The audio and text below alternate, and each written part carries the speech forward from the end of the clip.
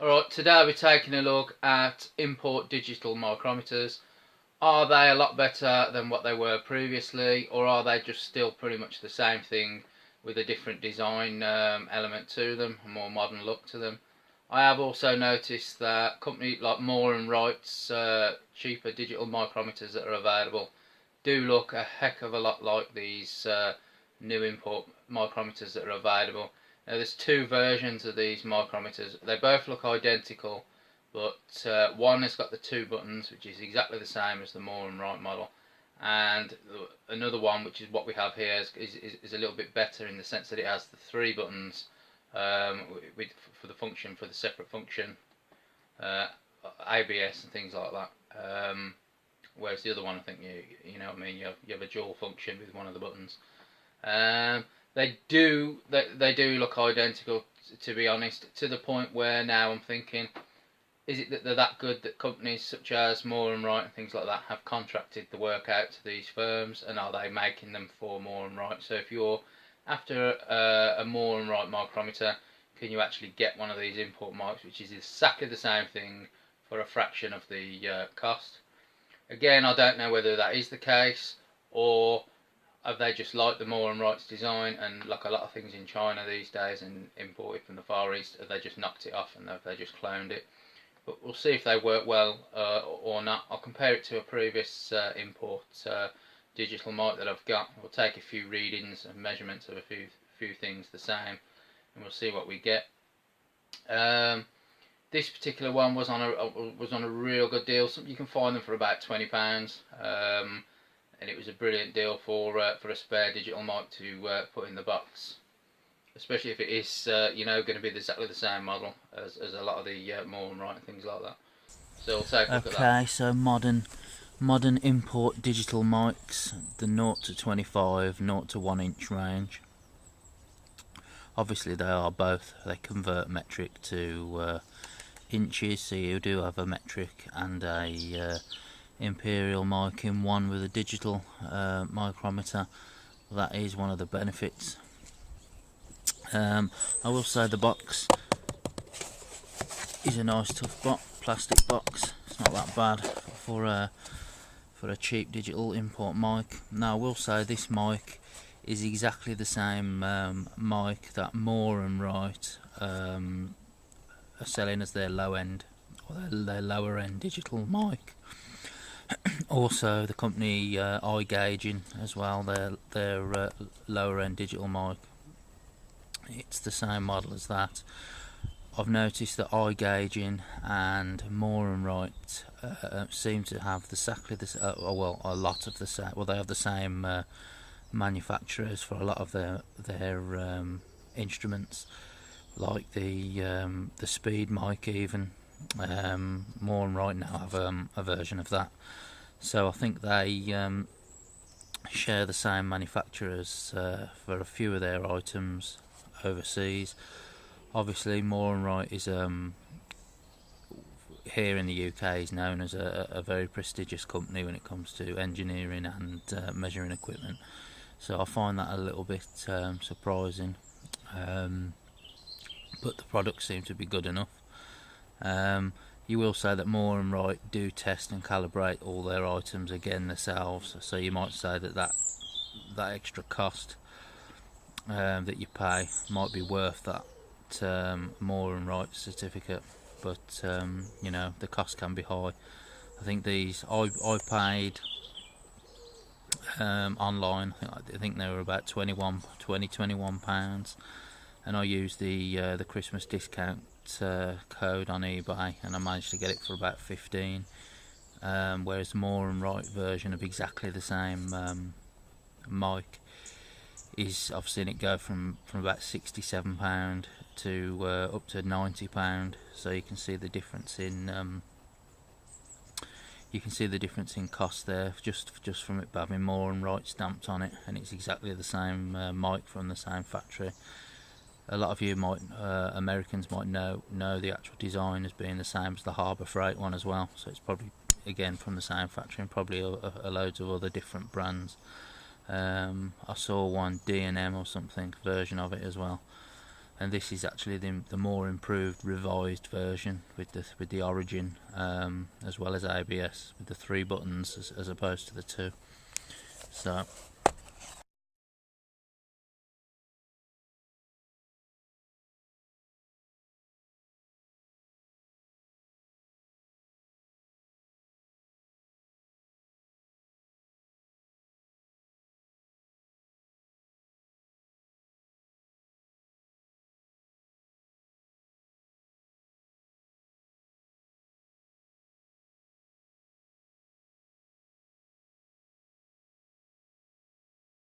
we open it up and take a look.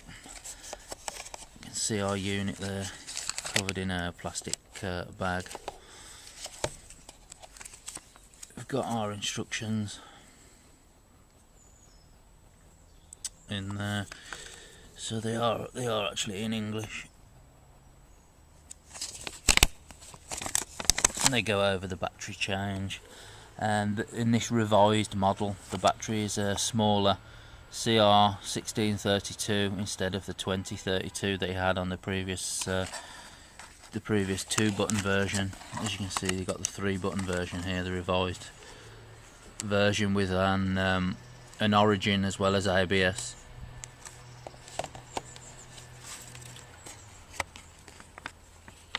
So it just talks about loading the battery. The 2032 battery on the last model, it was usable, but it was very, very big on the back. There was like a great big disc, if you can remember, and you could still use it and hold it, but it's a lot more streamlined now. It's a lot better and a lot easier to handle than the last one was. The instructions just go on about setting the Origin and ABS. You have to quick press the button for the one setting for the Origin, or as they call it, Origin of relative measurement, on here, and then you hold the same button down to access the ABS mode, and there should be a little symbol that says INC or ink, and it's shown in Origin mode and it disappears in ABS mode. So that's just the basic one that you might want to know about. Everything else would just work like a regular digital mic, and if you don't know how to set and use a digital mic, we'll get to that now anyway. I will also be comparing this to a previous import digital mic, you can see there, and we'll take a few measurements of a few things and we'll check its accuracy against that mic, obviously. So you also get your certificate in there, but you know, take that as a pinch of salt or whatever, or wherever it's come from. But I think that certain manufacturers seem to trust this this other manufacturer to have a contract with them for their goods. I'm relatively comfortable with the product anyway, but you can always take these as a bit of a pinch of salt. What I would take them as is not really as a calibration certificate, but as just a quality control certificate that's being checked in their factory. Like I say, other companies that have the product under contract will issue their own checks and an actual proper calibration, like Moore and Wright will do anyway. So you might think that the extra money, you know, is worth it just for that, but personally I think the outlay, there's not much point in the extra outlay, to be honest. But it says we hereby certify that this product has been inspected and found to conform to the traceable national standards. Yeah, now the national standards of what country? But you know, there you go. When we open up the box, I did notice that there wasn't no battery in the box. There wasn't no battery in the unit itself either. There wasn't no unit in the battery within the unit. And what that is probably down to is the fact that it's actually against a lot of countries' customs regulations. send batteries, even button cells. So customs could scan it and find the battery in there, open up the parcel and take everything out that they think is you know, a battery or battery related or something or other, then repackage it back up and then carry on posting it back out to you. So that could have been plundered mid voyage. Also the people that are sending the parcel to you will know, and they don't want their parcel to be intercepted and to be stopped, and for the transaction and everything to be to you moan about it, and for it all to be interrupted. So they themselves might actually take the batteries out of both the box and the unit before they send it. However, the little cap to go over the face there with the little ball bearing in the end, which is supposed to be for better measuring pipes and cylinders, tubes and things like that, is missing as well. I think that actually looked like it actually sat in there, in that little hole there. So it could be that customs have actually scanned it, picked it up, took the batteries out, and has probably also took that out thinking it was another little battery or something by mistake, and haven't put it back in. They've just put the unit and the paperwork back in, repackaged it off and sent it back off to me. So that's something to think about, is your batteries aren't allowed to be sent from through customs in some of these countries, especially in Asia. So if you take a look at the actual micrometer itself, like I've said, this is the new revised version with the 3 buttons, that being origin is being the main new function here, and it's on the button along with the ABS function. And obviously they're dual function buttons, a single press like that, and then a hold down for another function. So it'll be the same for each one, the unit and set, and you've got your on off button there. I think that's on its own mainly. If we take a look at the faces themselves, they are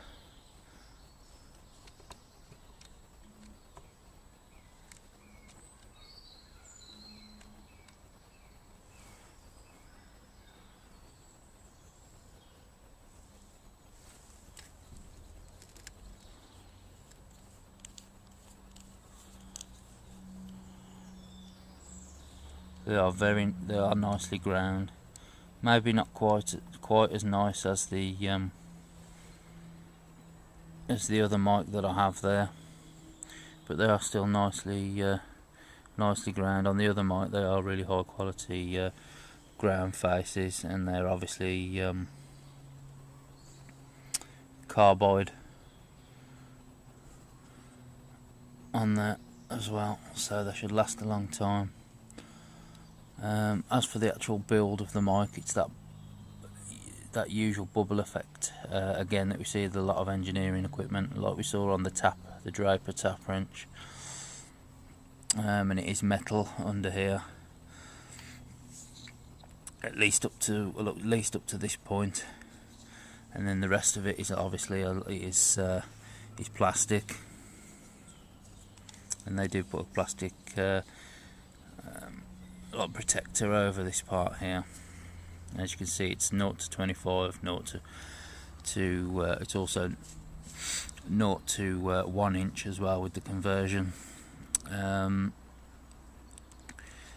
oh yeah, like I say, it's 1632, and instead of the bigger 2032 that used to come out right over here and actually used to have a round circle coming out from the actual plastic, you've actually got a data port here.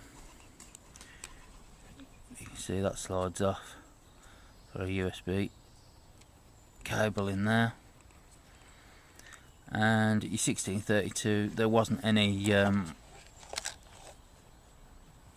key or anything in there to help you get that off, but obviously to screw off. But you can actually do it with your nail. But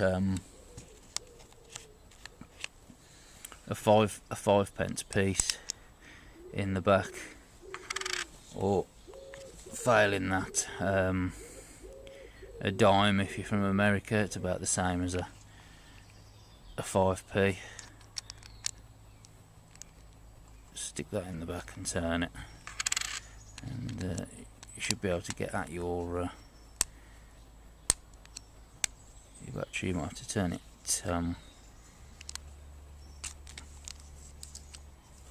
upside down till it pops out. And I do have a battery. I had to buy one, so you might have to buy your own. I'd have to buy my own battery, so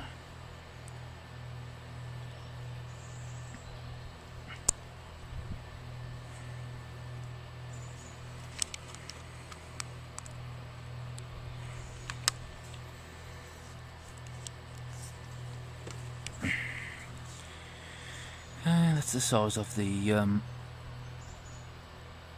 display. Now I will say that this is usually the ratchet at the top end of a micrometer, as it is on this mic there. But it's not. This is actually the static part. The ratchet part is actually the big fat part here. If I just hold this, you can just if I just hold that still,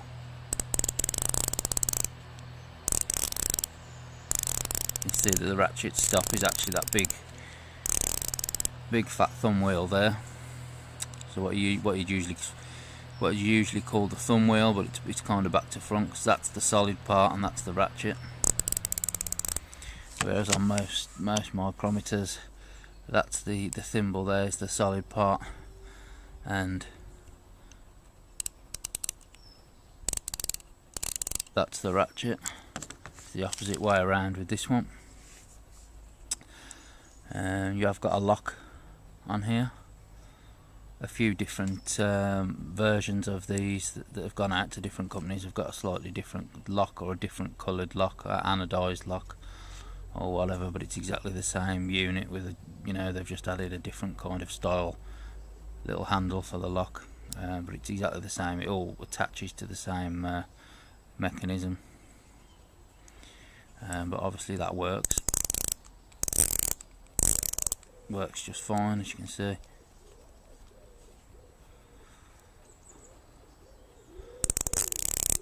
A lot of the time, if I'm doing something, I will overlook the lock and forget it's there, and end up knocking the unit. So if we just bring our faces together, okay, and hold down our button to set it. So you have to hold it down to set it and let it go.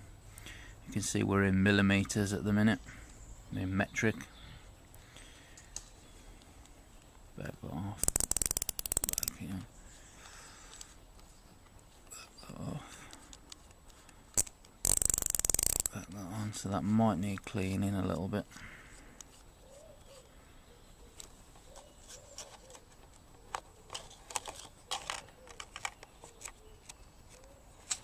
Use a bit of this. Use this instruction.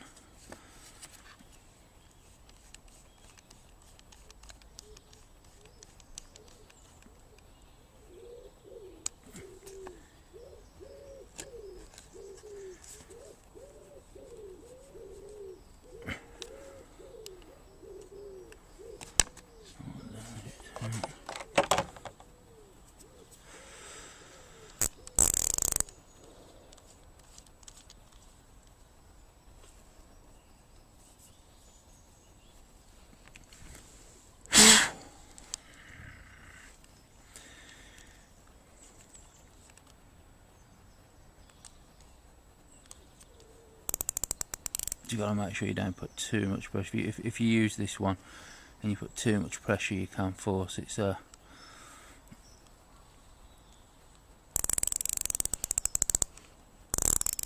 use the ratchet. We set it again. Micrometer So we'll bring it back. Now we've cleaned the faces.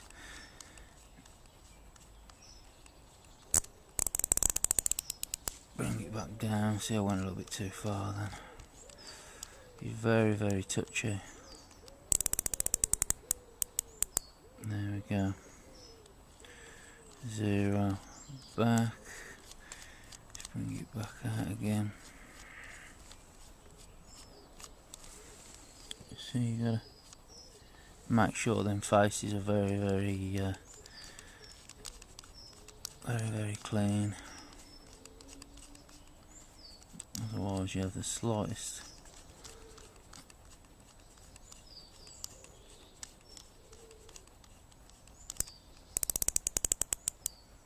There we go, back on 0 again.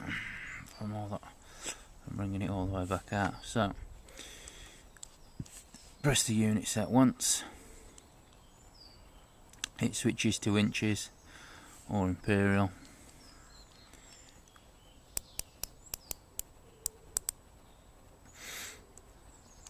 Back.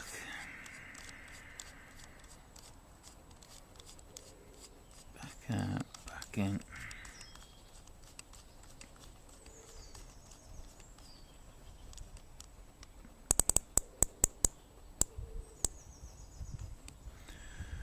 Okay.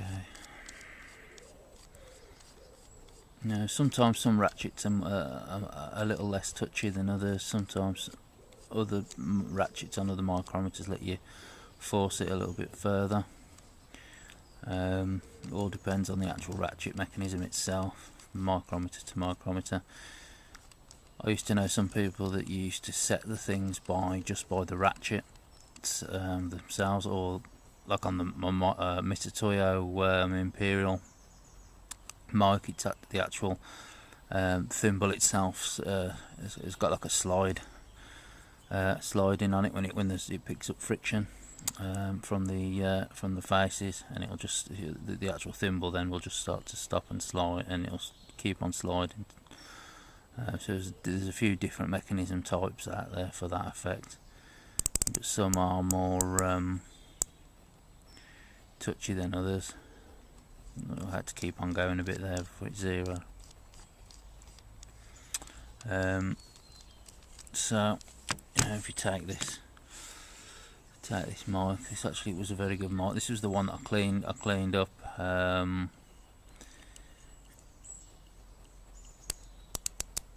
It's actually 0 is very, very, very nicely still. Now the difference between this import micrometer, this was an early one. This wasn't like the actual influx of China stuff and Far East stuff that we're getting today, but this, it's obviously an import micrometer, but I use this for in the tool making slip gauges and all sorts of things, so it's very, very good, very, very accurate. You can see it's also got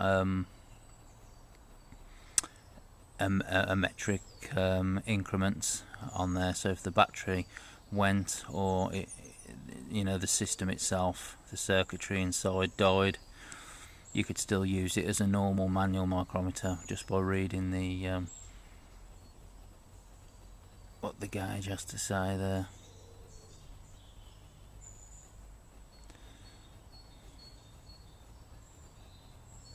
So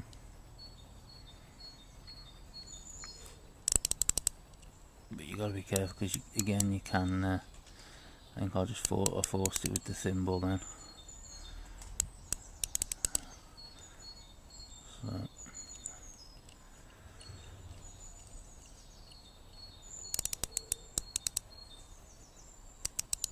but this one was very good. It did prove very, very, very good. It was pitted against Mitutoyo mics in the tool room that other people had, and it was giving me the same results against gauges and things like that as what the Mitutoyos were. So I was always happy with that one. Obviously I had my my analog mics anyway, which were expensive and well branded, but it's always good to use a digital mic. It's always a lot quicker. Now,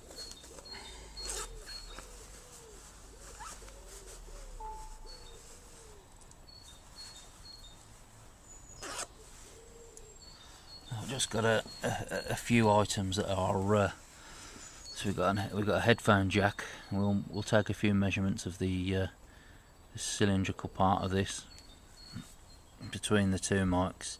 And I got one of those tokens for that you use for your shopping trolleys. That's this Morrison's token here. We just take some measurements in the same place along the metallic edge and compare the two micrometers.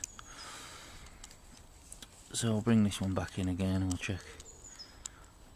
We'll actually re-zero it just to make sure.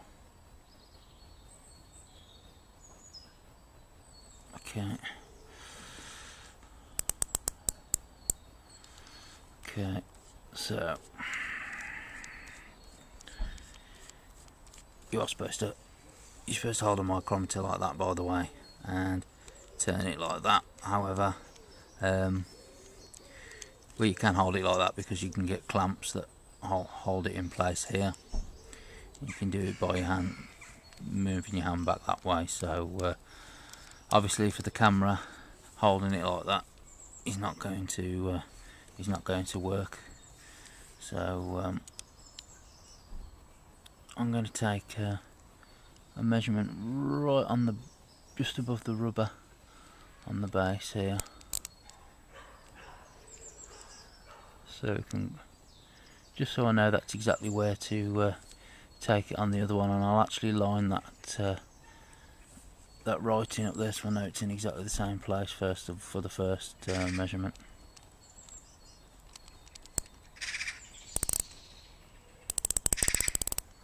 So we've got it set to imperial and we're ratcheting it off at 0. Put the lock on.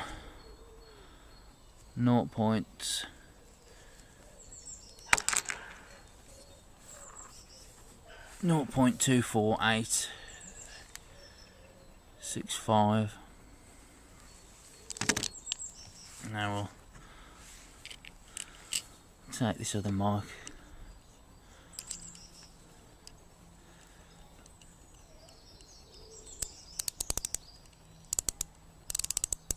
I'll zero this one again. Okay.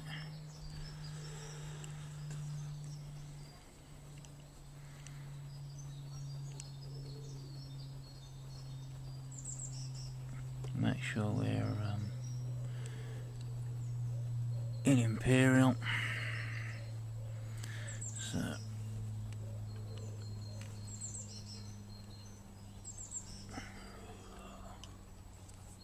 I'll line that up pretty much exactly the same place. Bring that in.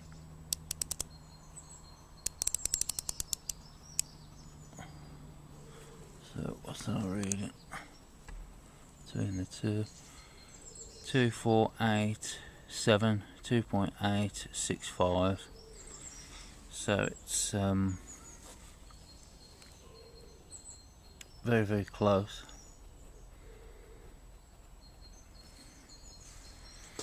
You notice that this one does actually have a slightly higher resolution in imperial. It does have an extra decimal point, the newer one.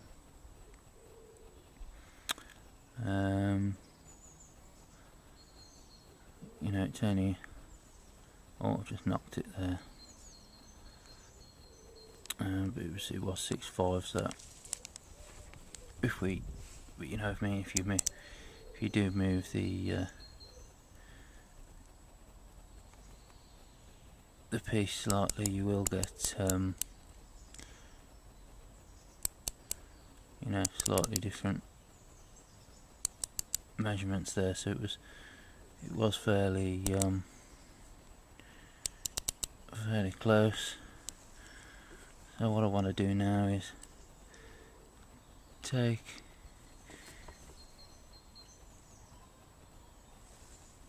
the reason why I'm using imperial is because it's more sensitive. There's more decimal places. What I'll try and do is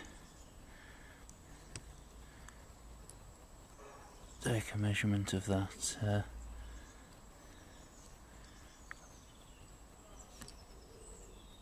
male end. That's it.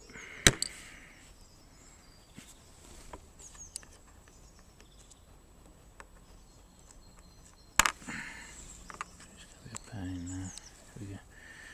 Start that again.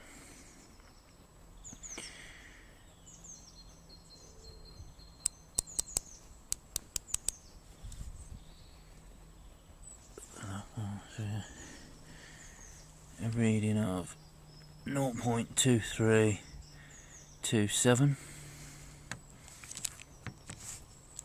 And we'll check the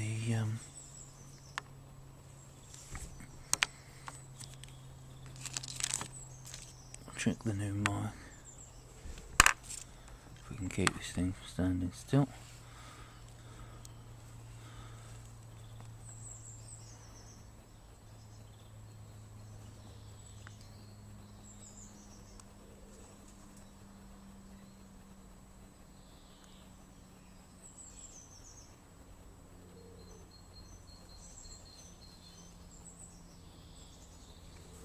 And we've got a reading of 0.2327, and the extra decimal point, which we don't have on the other one, is giving us a 5, so it's pretty much a bang on reading there. 0.2327, and then this one, which has the extra decimal point, is saying 5, which we don't actually have on that one. That is a good thing about this one. It does have an extra decimal point in the imperial, and we can try that in the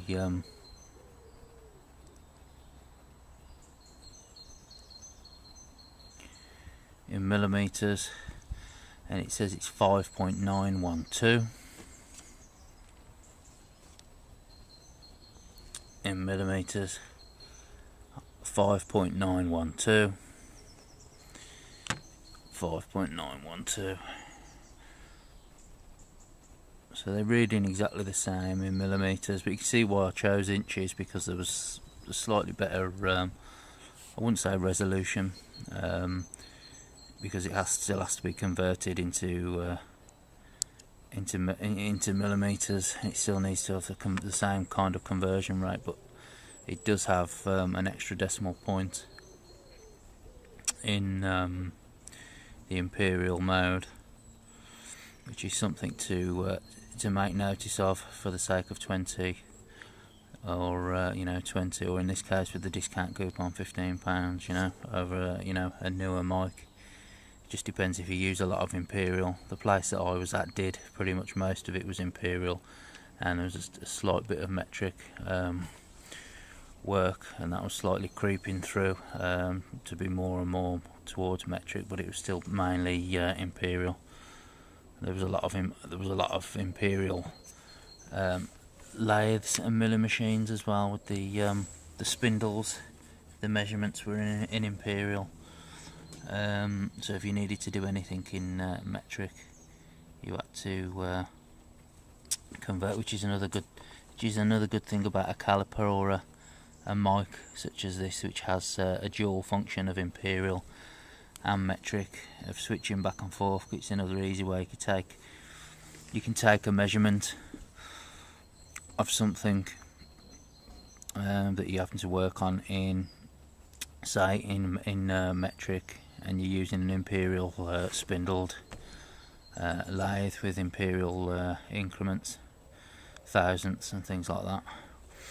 You can take a measurement and then convert it into imperial, and then work from then on in imperial.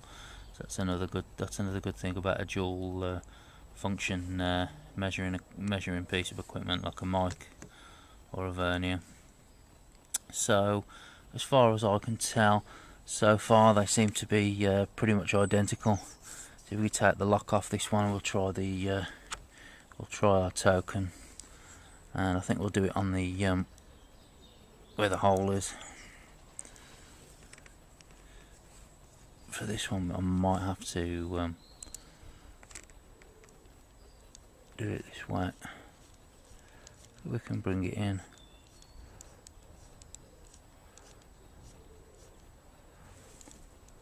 Just over our hole.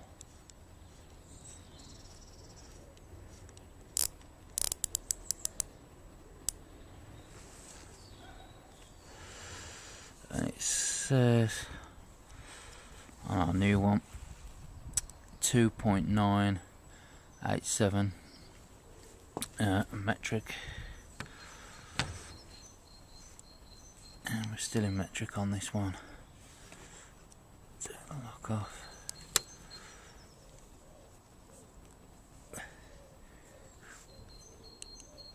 Try and get it is in the same area as we can.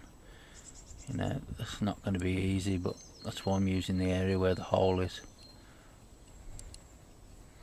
It could be obviously thicker from one part around the circumference to the next, but we'll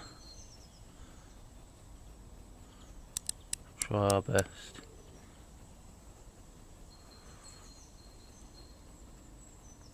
So here we've got 0.2. Now we've got 2. So that's the thing about this one, it's got the 0 at the top, isn't it? That's what I keep forgetting. It's 2.983, 2.987 on this one, which is probably going to be the be a slight fluctuation between where we are on the actual thing itself. I did try to get it over the hole to get it in a kind of similar area, but as anybody who's an engineer will know, it will fluctuate from a slight place to the next. So we've got 987 on the other one, and we've got 2985 again here. If we move it along slightly, 2991, you see that's just from moving it ever so slightly along. So it's kind of hard to get the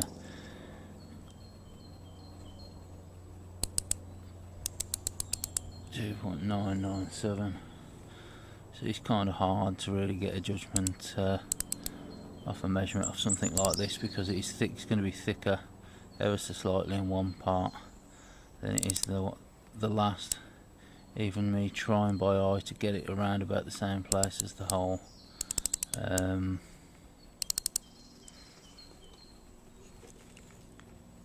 is not giving the best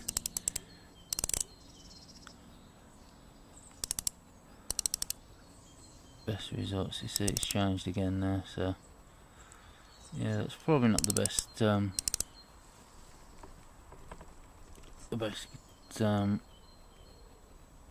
way to gauge, to test it, but we saw before that it was pretty much bang on to each other. I don't think there's anything else we could measure really.